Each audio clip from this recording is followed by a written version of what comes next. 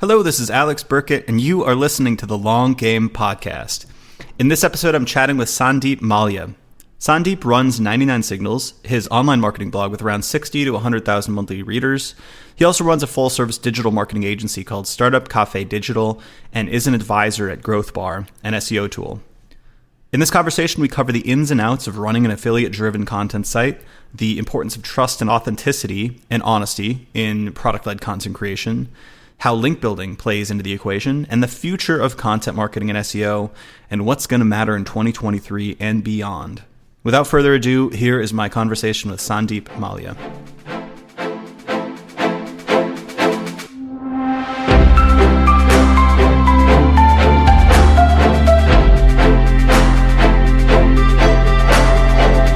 So right. I don't know how open you're going to be with regards to like metrics, but like, are you open to sharing like how much traffic you get, any sort of monetization metrics with the blog so we can kind of case this in context? Yeah, I can. There are certain third-party tools where you can get an accurate, basically accurate metrics for traffic. SEMrush and Ubersuggest, though I wouldn't recommend it, has pretty accurate traffic stats. So right now, on an average, I get 70,000 organic visitors a month. And sometimes, during certain months, it's as high as 100,000 organic visitors. It all depends. During the pandemic, it was like, during the pandemic, I was getting close to 100,000 visitors a month because everyone was sitting at home and they wanted to learn online marketing. They wanted to explore a lot of resources in entrepreneurship. So that's when I got a big traffic boost. So pandemic was ironically good for me and good for my agency as well. But these days, I'm getting around 65 to 70,000 visitors a month. So that's something that's probably the accurate number. I have to ask a real quick aside and ask why you don't recommend using Ubersuggest. So, I am not a huge fan of Neil Patel. I guess he has done good work. But basically, the kind of content that he releases is like something that you would typically not associate with a marketing leader. So all the tips that you see on his blog are basically all the basic tips, and there's nothing special, nothing unique about it, right? And Ubersuggest comes across as a very spammy tool. When you log into the tool, there are a few pop-ups that come up, and that's not how you would want to use a tool, right? And there's a lot of marketing. There's a lot of signature Neil Patel marketing integrated into the tool. So that's one of the reasons why I wouldn't recommend Ubersuggest. I guess you can get a lot of value with tools like SEMrush, where the investment that you make is high, but also the returns are quite high. I found, you're paying for it, right? So it's like, are you including this on the podcast? Yeah. If you want to take it out, we can, but it's all good in my mind. No, I don't want to be too critical of Neil Patel. There was a time when we used to engage in reciprocal links, but I am not a huge fan of his work. I mean, it's great for people who are learning marketing. I mean, if they're new to marketing, if they're marketing beginners, he has some helpful resources. But from what I've heard, he doesn't create his own content. He has a content team sitting somewhere in India and basically churning out content for him. So, but to be honest, I've not used Ubersuggest in the last 6 months or so. So maybe he has made some improvements since he acquired it a few years ago. So I'm not really sure, how it is doing right now. But Ubersuggest is probably not in the same league as SEMrush, Ahrefs, or any of those, big name SEO tools out there. Yeah, I'm on the same page. I agree with you, and we can move on from this point. But I'll just say, a couple of years ago, there was a blog post that was put out on Neil Patel's blog, and it was identical to one of mine. That whole thing. Yeah. So, I think most people have had an experience similar to that. But back to your blog, back to 99Signals. When did you start 99Signals? How long has this been in the making? So I started in 2016, and a year prior to that, I started my own digital marketing agency. Basically, I had worked in two of the biggest media houses in India prior to that in sales and marketing roles, and it gave me the confidence to start something on my own. And also I realized that I'm not cut out for the 9 to 5 job, and that was the whole reason for starting on my own. I had a lot of contacts. I had developed a lot of contacts, and I thought I had the expertise to start something on my own. And that's when I decided to start my agency, and it was going well. And I basically wanted to document all the strategies and tactics that were working for me. So basically, whatever I was learning, I wanted to write it down through a medium like a blog, right? So I wanted to have my own marketing blog, and that's how it all started. 2016 is when I slowly started updating the blog, and it was nothing more than a side project for me. I mean, I didn't start with an intention to earn money. I barely had any idea what affiliate marketing was. For me, affiliate marketing was something that was always associated with Amazon, Amazon sales or Amazon products, someone promoting Amazon products on their site. And uh, I always perceived of it as something spammy, right? And I didn't think at the time that I would be indulging in affiliate marketing, and I had no idea, whether marketing tools had their own affiliate programs. So I started writing content on the tools that I was using, the strategies that were working for me, and right at the time I was making a switch at my agency. So for the first year, I was using Moz. Moz was a very popular tool back then, and I was a huge fan of Rand Fishkin. I still am. But somehow I was very disappointed with the whole interface and the kind of reports that I was generating. It didn't seem very accurate, didn't seem very helpful. And I decided to make a switch to SEMrush. One of my clients recommended it to me, and I decided to make a switch.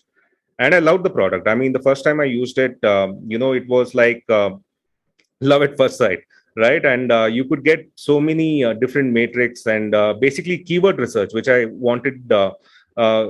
where I wanted most of the insights. I found keyword research to be a very, very strong feature in SEMrush. And I decided to do a post on, SEMrush versus Moz. There were no good comparison articles there. When I gave a search on SEMrush versus Moz, I found an article on Medium that was ranking on the top. So I decided to talk about my experience of using SEMrush and why I felt it was a superior tool to Moz. A couple of months down the line, someone from SEMrush got in touch with me and said, "Hey, your post is ranking on top for all the relevant keywords. Why don't you just insert affiliate links in your article?" And reluctantly, I decided to insert a couple of affiliate links, and that triggered the whole thing. That had a snowball effect. And back then, they used to run these affiliate marketing contests where if you had a good article around SEMrush, they would give you a certificate. They would also give you a prize money. So my article was selected for that, and basically this encouraged me to explore this as an option because. The guys at SEMrush were very helpful. I mean, their affiliate team is probably one of the best out there. And I started creating how-to guides on SEMrush. I started creating more comparison posts. And at the same time, I didn't want my blog to be an affiliate marketing blog, right? I wanted it to be a marketing blog. And I also started documenting everything that I was learning about SEO mainly. And that's how it all started. And fast forward to today, my blog, like I said, generates over $12,000 a month on average, and it's been increasing every year. So it's still side income for me. My agency is still my full-time job. I'm also a strategic advisor at an SEO tool, but at the same time, it's good to have a passive stream of income. And yeah, that's all there is to say about 99 Signals for now. I hope I haven't bored you with all the details. No, you've just gotten me started. What's the difference in how you've ideated content ideas from so that it sounds like there was a point at which you realized, oh, like I can monetize this content and I can do so while maintaining integrity, like, and, positioning my own viewpoints in the content. But I'm sure like after you realize that like, oh, like product related content, this is viable for affiliate. Like I'm sure that changed how you thought about what content you created in the first place. So like pre-SEMrush and post-SEMrush, like how did that strategy change with regards to like what you actually wrote about on 99 Signals? Yeah, so I mean, I don't think there was a lot of change in terms of how I created content, because my idea was never to create an affiliate blog, right? I guess only 20% of the articles that you find on my site have affiliate links. I have a lot of other resources. And I always wanted it to be a place where marketers can learn all they want to know about online marketing, mainly about SEO, because that's one of the traction channels that has really worked for me. And I wanted to cover the topic from A to Z. I wanted to, explore different topics in SEO. I wanted to cover link building. I wanted to cover even small topics like pogo sticking. I wanted to talk about the critical SEO mistakes that people make. Wanted it to be a beginner friendly as well as something that advanced SEO users could learn from. Affiliate marketing was just probably a side effect of starting my own blog. And because I was using the tool so much, because I had become an expert on using the tool, I started having a lot of tutorials as well. I also started doing a lot of webinars with SEMrush, and I built my own personal brand through that. And SEMrush is basically one of the biggest affiliate partners that I have. And Again, well, once again, I would like to reiterate that it's not the only thing that I do. I have other affiliate partners as well, but it's not about just creating content for them. It's about building your personal brand and basically having an online, basically having a site which others can find authoritative and trustworthy. So that's what I wanted to become. What do you think you've learned about content and SEO from doing affiliate marketing that most people in the industry wouldn't know? My hot take is that every content marketer would benefit from starting their own affiliate side hustle. My take is that like it's the most cutthroat arena for SEO, right? Like you get to the bare essentials of what actually matters when it comes to ranking content, but also affiliate marketers are on the front lines of like what converts and what doesn't. So it actually like you have much more of an eye towards like direct response and actually like sales generating content. That would be my take, but like I'm curious, like if you feel like you've learned any secrets about content and SEO that people who maybe at like big brands or like on large content teams, they wouldn't even know about. Yeah, so that's a very good question. And you were talking about whether each and every company can, at least in the marketing space, can benefit from affiliate marketing, right? Or at least the learnings from affiliate yeah, marketers. I think there's a lot of like learnings that you could take from yeah. affiliate bloggers. So what I have found to be working for me is to be authentic, and that's something that a lot of affiliate marketers don't do, unfortunately, because uh, when they create content for their affiliate partners, they're mostly puff pieces where you're just talking about the strengths or the benefits of using that tool, but you don't explore the weakness, right? And taking the same example of SEMrush, back when I started using their tool, the weakest feature they had was their link building feature. They had a backlink analysis tool, which was probably it would be an understatement to say that they were second to Ahrefs, because back then Ahrefs only focused on backlink analysis, and SEMrush had a very weak backlink analysis tool. Over the years, they have developed that where it has come to a point where I use SEMrush backlink analysis more than Ahrefs backlink analysis. So as an affiliate, I tried giving them that feedback, and until they improved the backlink analysis feature, I always had a caveat mentioned in on any SEMrush content that I was creating, that though SEMrush has the best keyword research tool on the market, though it's a good competitive research tool, good site audit tool, their link building tool needs improvement. And because of that, I wouldn't probably recommend it to someone who's serious about link building. If link building is the only thing they want to do through if that's one of their main goals in terms of SEO, then SEMrush would probably not be the tool to go for. You should go with Ahrefs.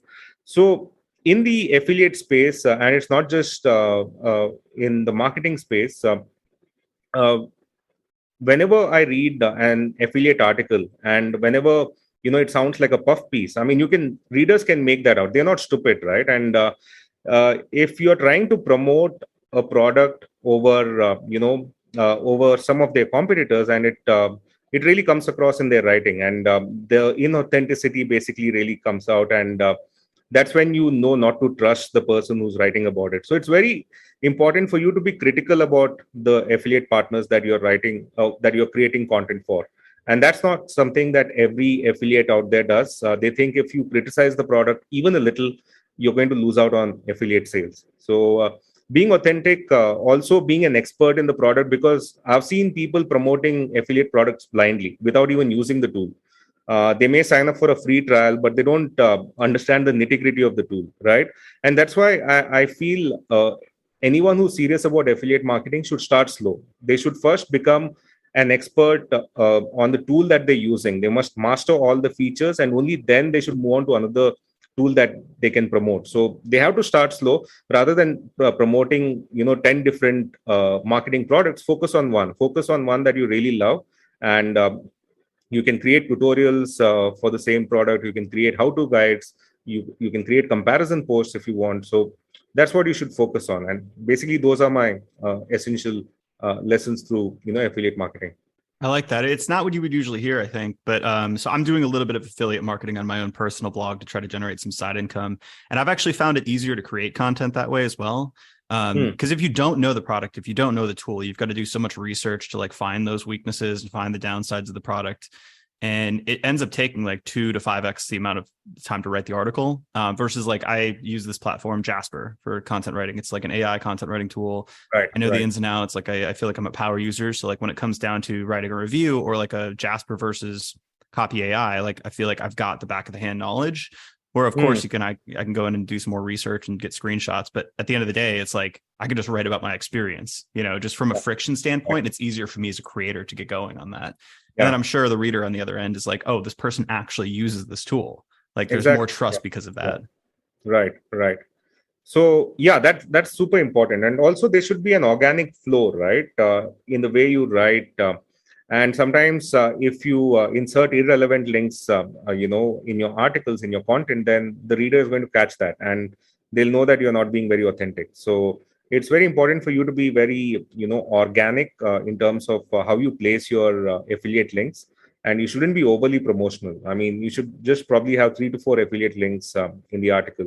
Also, when I'm talking about affiliate marketing, another thing that I wanted to mention was, when it comes to creating content for your affiliate partners, it's not just about reviews, how to guides, tutorials. Just to give you an example, I may be talking about 25 best link building tactics for new bloggers, and I can probably have subtle insertions of affiliate links there. If I think it makes sense for someone to use SEMrush, or if I'm like a part of the Ahrefs affiliate program, and if I would like to talk about some of their features, it can be inserted organically, and sometimes that makes a lot of difference, right? And those are some of the tactics that not many people talk about when it comes to affiliate marketing. At least in the online marketing space, it's all about reviewing the different SaaS tools that you're using, doing comparison. That's about it. But when it comes to organic insertion of these tools in your articles, not a lot of people do that. I'm really glad you mentioned that. That's something I call it product-led content. And it's something that, like a brand like HubSpot, maybe they don't want to do a guide on HubSpot versus Marketo or HubSpot versus ActiveCampaign. I would argue they probably do want to do those, and HubSpot, in their case, they have done those. But some brands are going to be reticent. They're going to be like, I don't want to mention my competitors. But if they're writing about like how to build an email newsletter or how to create an email newsletter, right? And they sell an email newsletter tool. It's like it's in the service of the reader to mention that, right? To actually use your tool in the tutorial when you're talking about how to do that thing. And that's like the ultimate way to build kind of like engaging content for the reader while also interweaving your product into it. So you actually have a chance to like make that aware and like sell the product, right? Exactly. Yeah. True. Very true. So I get like the ideation standpoint, like you're using tools, you're trying to generate helpful content. It's almost like documentation. Do you have any secrets as to like how to create like a properly formatted affiliate piece of content? Like how do you, like if you're going to do a product guide or a product review, like what are the secrets as to like where you place links? Like how do you actually like structure the piece of content, I guess? Yeah. The first place to start would be keyword research, basically, because when you join an affiliate program, you're not the first affiliate, right? There are other affiliate marketers who have already written about the same topic. And you have to identify certain keywords where there is low competition. You should go with the long tail versions of the keywords, because then you can be very super specific about the product that you're writing on. Also, it's very important for you to gauge the search intent of the keywords, right? And if you look at most of the blog posts, the search intent of the keywords are informational. And these informational posts or informational pages are the kind of pages that generate natural backlinks as well, right? In the long run. Um, what I do is whenever I'm about to create content on a specific set of keywords, I analyze the subs. I analyze the first page. I see the top three, top four ranking pages, and I know there is this lexicon in SEO about creating 10x content, right? And in some cases, it's really impossible to create 10x content because there's not so much depth for the topic that you're writing on. But I believe in creating 2x content. You have to create content that's better than your competitors that are ranking on top. Otherwise, this you don't have enough EAT or EAT, expertise, authority, or trustworthiness, especially if you're starting out. So all you can do is probably create quality content that's better than the pages that are ranking on top. And then once you create that content, you can probably reach out. You can do some competitor analysis, see what kind of links are linking to your competitors, and then you can do an outreach. The usual outreach technique that we SEOs use, right? But the prerequisite for that is having great content, and I can't stress this enough, because SEO mainly boils down to two things: great content and authoritative backlinks. And without having great content, you can't you may build any number of links, but your content will not rank because it's just not resonating with the audience. And how do you create content that resonates with your audience? One is basically targeting the right search intent, because if you're targeting the if your content doesn't align with the search intent of the keywords that you're targeting, then you're not going to rank. At the same time, you should make sure that you create long form content. In most cases, unless you're working for media, news, or entertainment, long form content is the type of content that's ranking these days. And when you create long form content, basically something that's like 3,500 words or 4,000 words on average, your chances of ranking on in the first three results are much higher. And you also create 2x or 3x content this way. So you're more, if you're on the content quality versus quantity debate, you're more on the quality side. Yeah, definitely. I do create a lot of content. I also believe in creating a lot of content, but sometimes it's the 80-20 rule once again, right? 20% of your posts are probably going to generate 80% of the traffic. And when it comes to 20% of your posts, you should make sure that they're still relevant and fresh, which is why updating your content is so important. Like I said, the post that I created initially, which made me join affiliate marketing, which was SEMrush versus Moz. Though Moz is not a very popular tool now, there was a time when Moz was the leader in the industry, but still people give a search for SEMrush versus Moz. But if they read a 2016 article with all the old screenshots, where the SEMrush logo is different, where the Moz logo is different, they're going to know that this content was not updated. And Google values freshness and relevance a lot, right? And that's why you need to keep revisiting your content every 3 months or so. You can also use a tool like Animals Revive, which will basically send you an email if there is content decay, for some of the pages on your site. It'll basically sync up with your analytics and it'll let you know which pages need an update. So it'll basically do the heavy lifting for you. So you can use a tool like that, or you can just dig into analytics and see which of your posts are seeing a decline in traffic, and you can go about updating them. And you can just revisit them, make sure the search intent is right, make sure the screenshots are updated. Maybe you can have better visuals there, and maybe you can also include a video in the post, because videos are also ranking in featured snippets now, right? Whenever someone gives a search on Google. So you can do all these updates and make sure that you are holding on to your ranking, because in marketing there's a lot of competition. There are a lot of bloggers in the same niche as I am or as you are, Alex. So it's very important for us to keep revisiting our content and keep updating it.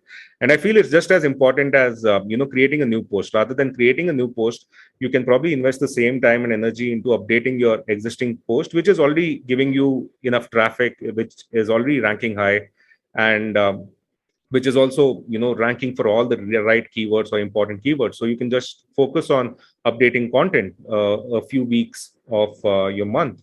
And that's a hygiene check that I guess all bloggers should do. And once again, this is a tactic that I don't see it's not, though it's spoken of it's mentioned a lot in the marketing space. HubSpot does this. They call it historical optimization, where they revisit some of the old posts. But I still see posts from sites like WordStream or even Neil Patel. We mentioned Neil Patel a lot on this episode. The top ranking posts are still probably written in 2018 or 2019, and they really need an update, And they right? just So change that's the something. date. It'll be like Yeah, 2023 instead of 2022, but yeah, all the yeah. content's the exact same. Yeah, that's a very sneaky technique that people use, and it used to work. Let me be honest, it used to work a couple of years back. I think Tim Solo tweeted about it a few years back. Basically, he spoke about his team, just changing the dates of their posts, all the top-ranking posts, and it was working to a certain extent. I mean, the moment you slap a new date onto the post, you see a spike in traffic, at least for a few months. But I think with the Google helpful content update, which rolled out early this year, that practice has been put to an end. So when you are updating a post, you need to make sure that you're really updating it with fresh information and not just changing the dates. Mm-hmm. So on the workflow specifically for you, well, let's add some context. How many articles have you published total? Like, are you 100,000? Like, what's your, I mean, just estimate your I content library right now?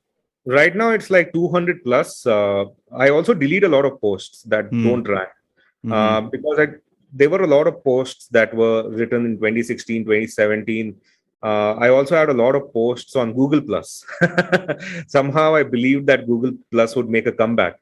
So I have deleted a lot of posts. I've upgraded a few posts where they were not ranking, and I revisited the whole topic. Did some new research and compiled a new post. So I've done that where the old URLs are still intact with new content. But when it comes to workflow, there is this mini habit that I have, right? And there is this brilliant book by Stephen Guys called Mini Habits, and it borrows a lot of concepts from Atomic Habits by James Clear. But when it comes to creating content, what I found very helpful is you need to write certain words each day, right? For me, the target is 500 words. Someone with a writer's block can probably start with 100 words, right? But make it a point to write every day. Doesn't matter if you hit the publish button, just make it a point to write every day. And that's how you build a habit. That's how you build momentum into your work, right? And this is something that I've practiced for the last 2 years. And that has really helped me a lot. Right now, I have like 50 or 60 draft posts, and editing is more difficult than writing a new post, right? And when you're writing, you're not thinking about editing, and that's something that you shouldn't do. So I have a lot of backlog which I need to visit and basically put it in a state where it's like worthy of publishing. But I make it a point to have this 500 words written every day, so that I don't get writer's block. And at the same time, when I'm creating something, I'm learning something as well. So if I stumble upon an SEO topic which I've never heard of, I will start creating content on that. But at the same time, I'll learn more about it so that when the post is finally published, it's like really in depth. How many new posts are you publishing per month? So around 5 to 6 posts a month. And these are all those like super long form, comprehensive guides as well. For me, a 3,000 word post would be a short form post. So, yeah. So not recently, a couple of months back, I published a post which was like 6,500 words. I believe in creating long form content. It doesn't really work in some cases for certain keywords. But in my experience, at least the clients that I've worked with, long form articles tend to do much better. They tend to outperform short form articles. And no, this I mean, you can't rank with 300 or 400 word posts anymore. That's not going to happen unless you are working for an entertainment site or a news site where you need to keep churning out new material, right? Or if you have crazy domain rating, if you're like Marketo or something like that. Yeah. So and there are a lot of AI content tools. You just mentioned Jasper a while back. I'm yet to use any AI content tools, though I am an advisor at Growth Bar. They have an AI content tool, but I use the SEO features of Growth Bar more, but AI content can be really helpful if someone is facing writer's block. But when it comes to GPT-3, Google probably has a way to detect, AI written stuff. So people need to be really careful. I mean, it can be like you can use the suggestions that you get on these AI content tools as hooks. Yeah. You shouldn't copy and paste them, and a lot of people are just copying and pasting them, and that's not going to work. That's going to basically alert Google to your practices, and once you get blacklisted by Google, you know how it is, right? You know how difficult it It's is, a hard hole to dig yourself out of. yeah, yeah, I look yeah. at them as true like writing assistants. It's like there's a lot of language on some of these websites now where it's like, hey, write a blog post in 10 seconds. And I think that's a little bit of irresponsible positioning because yes, you can do that, but the blog post is going to be trash and it's not going to do anything for your website, right? You're not going to get traffic from that. But if you're trying to combat writer's block, I find it to be helpful, or like outlining a piece or putting the finishing touches on. So in that sense, are you first off, are you solo working on 99 Signals? Do you have a team, or who's all helping you actually to produce and update content? It's just me. I have a few freelancers working for me at my agency, but I don't involve them with 99 Signals.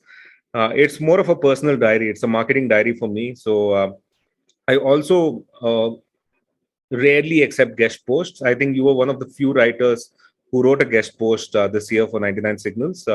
You published a really good post on editorial guidelines, and I really like that a lot. And but I'm very reluctant in accepting guest posts as well. So I just wanted to be like um, a history of my learnings or lessons that I've derived from being in marketing. So it's more of a personal diary, and I want it to stay that way. And that's one of the reasons why I'm probably not letting go of the control. Though I have a lot of professional writers at my agency, and they do a stellar job for my clients. But somehow I want it to be more personal. Whenever I write about a marketing topic, I would like to talk about my own experience with marketing. That's the reason I'm not, hired any other writers for my blog. Yeah, so we have a similar setup. Like I obviously run an agency, and that's the podcast is in pursuit of that. But then my personal site, like I don't use any. It's completely separate from the agency. We don't use any writers. We don't do anything kind of like combined effort wise. So it's basically me, and then I have a couple freelance writers, like one that I really trust, and a couple that I work with. But outside of that, it's really me doing 90% of the publication and writing.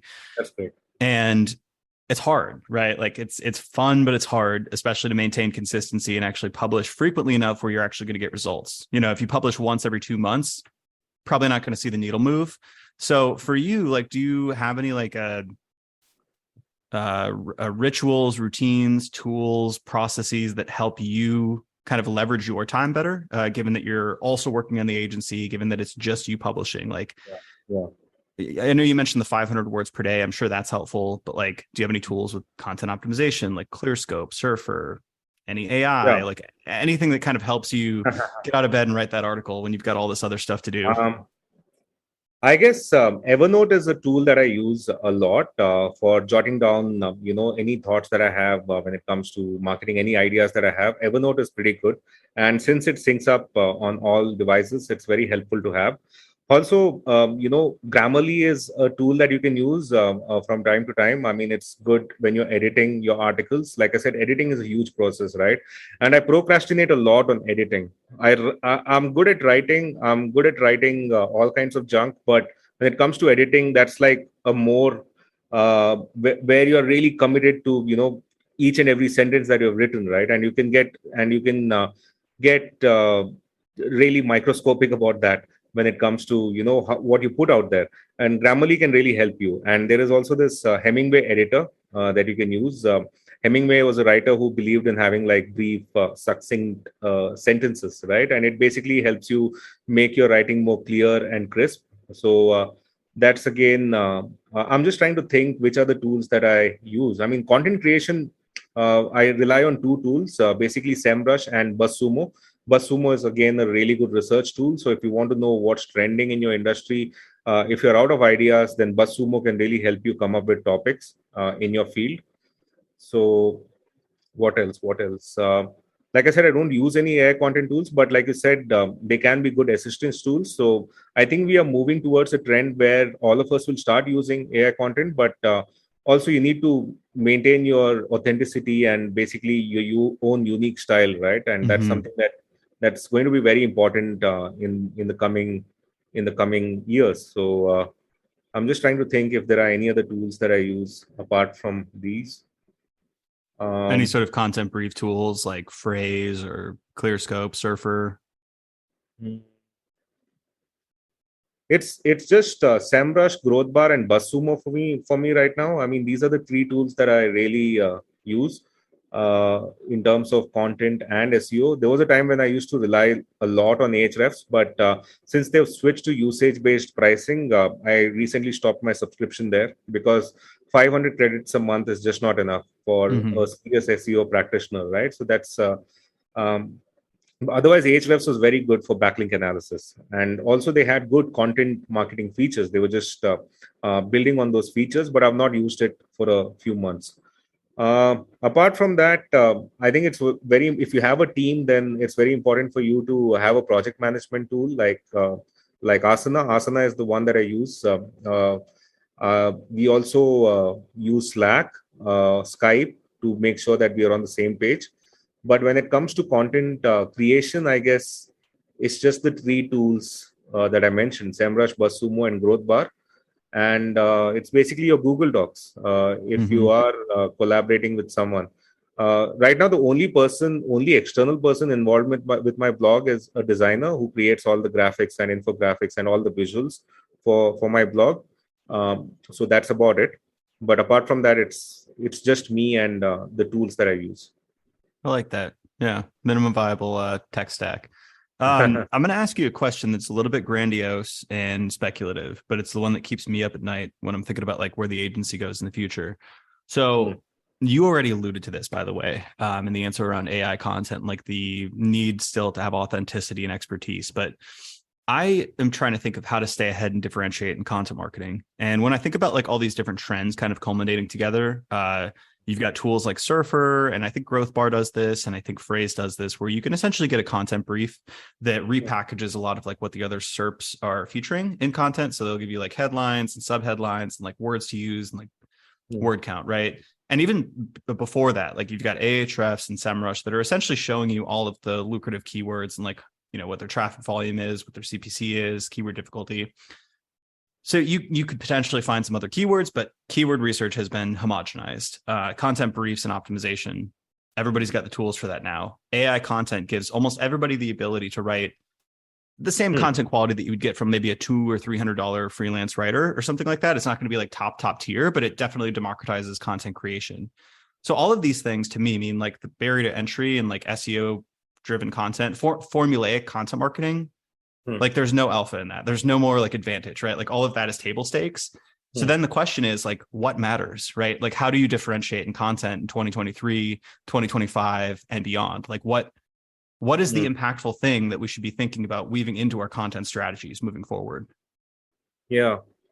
I mean, having a specific knowledge, having deep knowledge in your domain cannot be replicated by an AI machine, right? And Google is already, basically creating algorithms where they are able to detect AI content much better.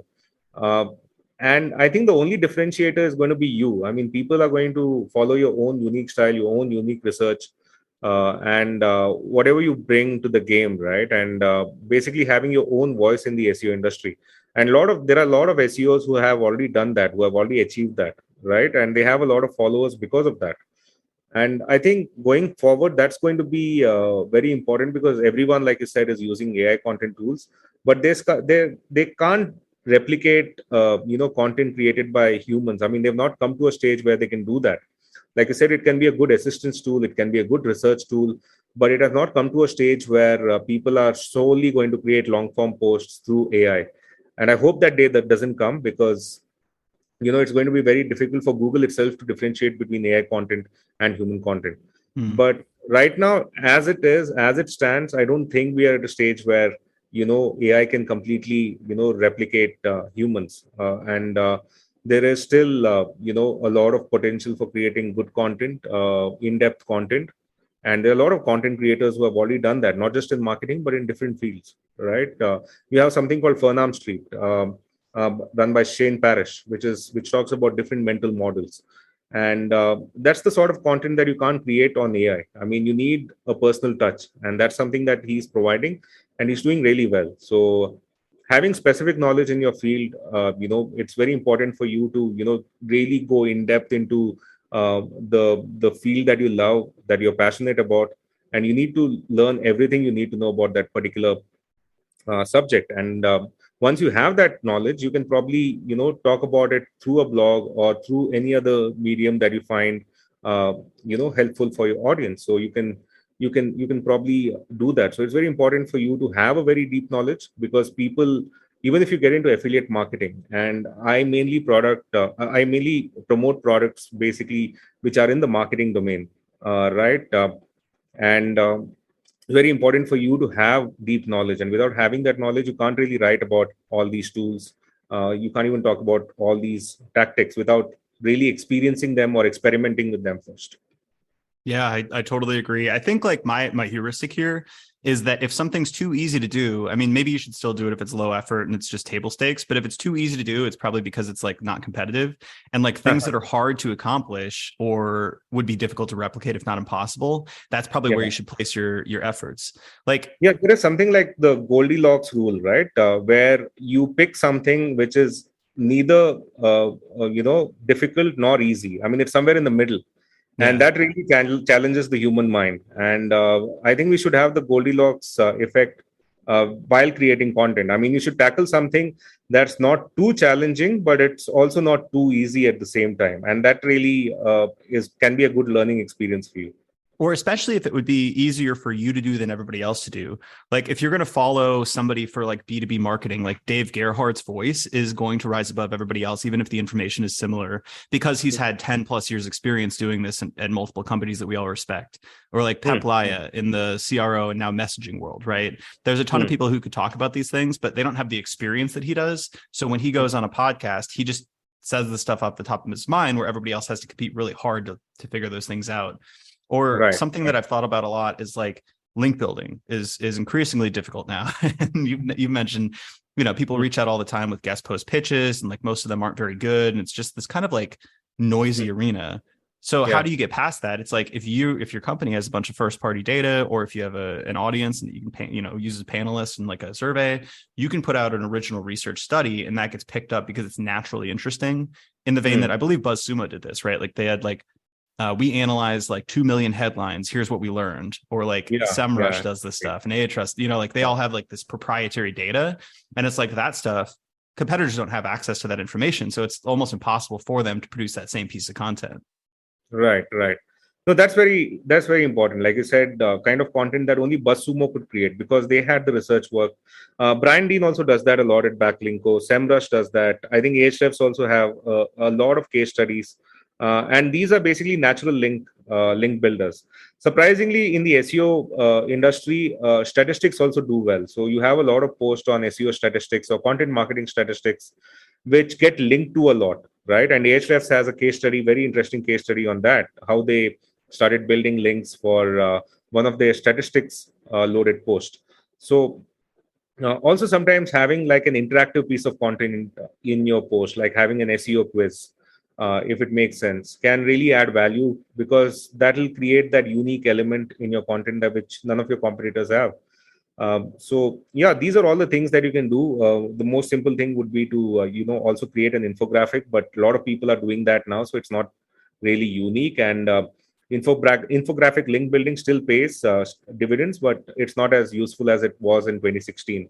But I would say when it comes to link building, I think you know the mental model of compound interest, right? And when you build relationships in SEO and in marketing, those relationships are going to pay off in the long run, because we do engage a lot in reciprocal links, but at the same time, the links are not very direct. These are subtle insertion of links. At the same time, the quality of content that each of us produces is up to a level where we can confidently pitch it to others, right? Hmm. And that's very important when you have a network of writers. And that's something that I've done. It takes time because investing in a good relationship takes time. And once you've done that, you can leverage that relationship, and it can be mutually beneficial. That's another one that's hard to different or hard to replicate. And try to explain this to clients all the time because we offer Mm. link building, and we're doing dozens and dozens of guest posts a month, and in a similar way that it sounds like you're doing.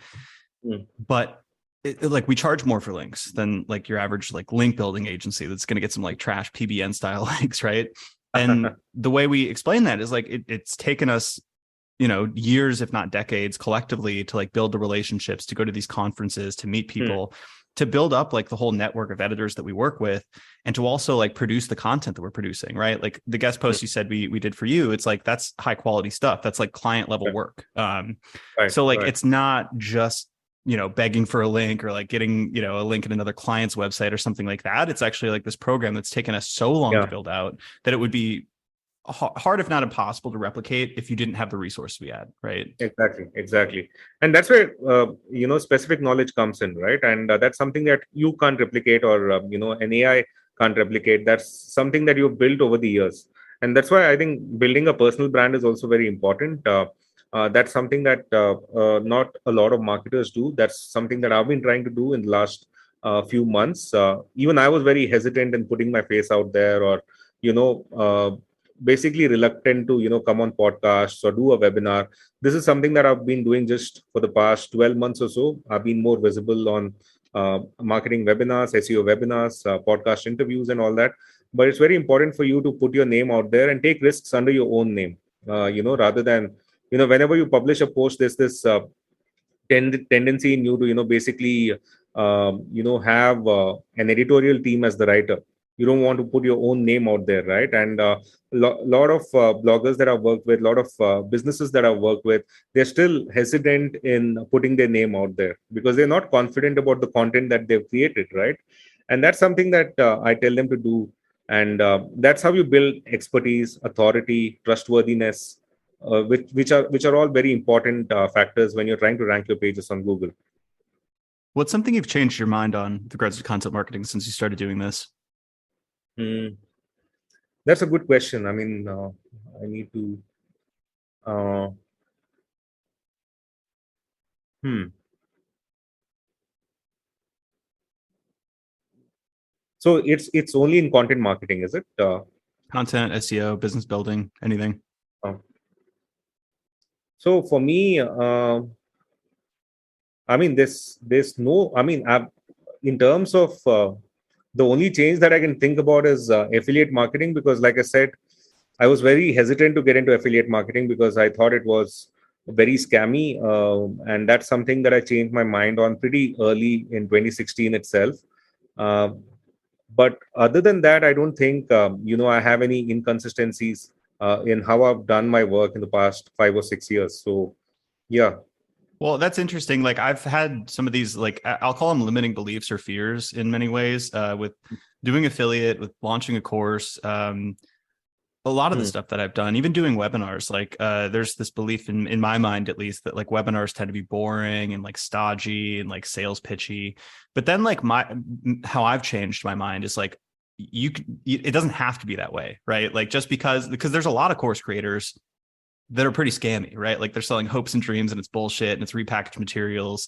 There's a ton of affiliate marketers that are doing things unethically, but it's like, that doesn't mean I have to, right? Like there's a way to do this in a way that is authentic and aligns with my ethics and all of the above. That's like even podcasts. It's like we could do this in a super boring format. We could make this like a pain for both of us, but it's like we don't have to. Like we kind of have the agency to choose how we execute on these things. So now that you've given a couple of examples, I think one thing that I've really changed my mind on is having the perfect post out there. I was a big believer in perfectionism, but I guess there is a quote, right? I think it's by Sheryl Sandberg, which says done is better than perfect. So you can it's very important for you to hit the publish button, or as Seth Godin says, you have to ship it. You shouldn't wait to ship your product. You have to publish your content, and then as you go along, you can make changes. It's just like putting your minimum viable product out there, right? And just because you hit the button doesn't mean that you shouldn't revisit the post and change some of the details. You can change that as time goes on and as you learn new things. So that's something that I've, changed about the kind of content that I create, because whenever I was creating content back in 2016, 2017, I wanted that piece of content to be perfect, right? I wanted everything to be as per my, quality standards. And right now, I feel if I have a deadline, a specific deadline in mind for a particular post, it has to be out there. And we can make corrections, we can make changes, going forward. And anyway, you have to keep updating your content. We already covered that aspect. So I think that's one of the most important lessons that I've learned. I still suffer from perfectionism from time to time, but it's not a very good, it's not a good habit to have. Yeah, all of us on the team have suffered from that as well, myself included. And Yeah. we've actually, I think one of our principles is done is better than perfect or something. It's worded maybe differently, but we had to set that up for ourselves.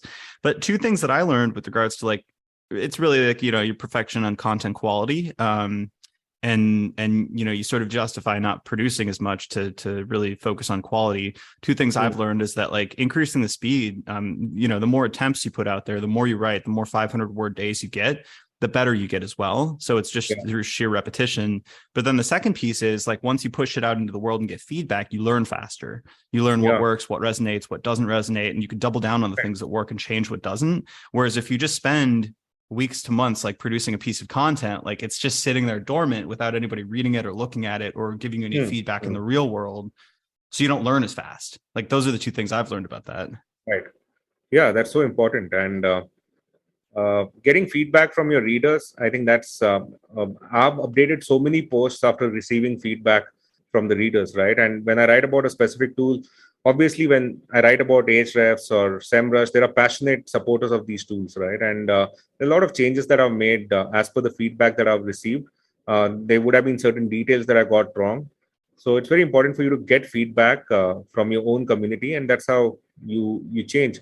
But like you said, if it's in the draft section, no one is going to read it, and you're not going to get any feedback, and you're just going to procrastinate over it. So that's something that just won't work for you. Cool. So we're basically at time. I wish we had a longer conversation here, but maybe for a last question, we could talk about like the future, long-term vision, like what's the long game for you personally, and like if you wanted to like sprinkle in any vision items for like 99Signals, your agency, anything you're doing, like, but what's the trajectory that you see yourself heading in? Like, what are you aiming for? Yeah, I would when it comes to my agency, I would like to remain bootstrapped. I would like to remain small, and because I'm really happy right now with the team that I have, with the set of clients that I have, and because of a side project like 99Signals, which keeps giving me passive income, I have the freedom to choose the clients that I work with, right? And it's very important for you to have. It's very important for you to be on the same page with your clients, and basically you should match you should match their expectations. And it's very important to have clients who really believe in the way you do marketing, right? So I have that freedom to choose my clients, which affiliate marketing has allowed me to do. In terms of 99Signals, where I would want it to be, I would like to create my own SEO courses, content marketing courses. That's something that I'm currently working on, because when it comes to affiliate marketing, you're still promoting other products, and they may pull the plug anytime. So whatever revenue stream you have, that'll just disappear overnight if one of your main affiliate partners decides to end the program, or the tool which was once popular suddenly declines in popularity, right? So it's very important for you to have your own IP, very important for you to have your own product. So right now the next step that I'm taking is developing my own SEO courses, and I would like to promote those courses aggressively on my platform and through my email list. So that's something that I have in mind, and hopefully 2023 I should be able to achieve that. That makes sense. I love that. All right. Yeah. And where can people find you online? Yeah, so 99signals.com is my blog. You can find a lot of online marketing resources there on SEO, content marketing, affiliate marketing, and you'll also find a lot of entrepreneurship resources. So do visit 99signals.com, and I would be happy if any of your listeners can read some of my articles and provide their feedback so that I can keep, creating engaging content. Excellent. Well, thank you so much. This is a great conversation. Thanks for having me, Alex. It was great to be on the Long Game podcast, and hopefully we can chat in the future as well.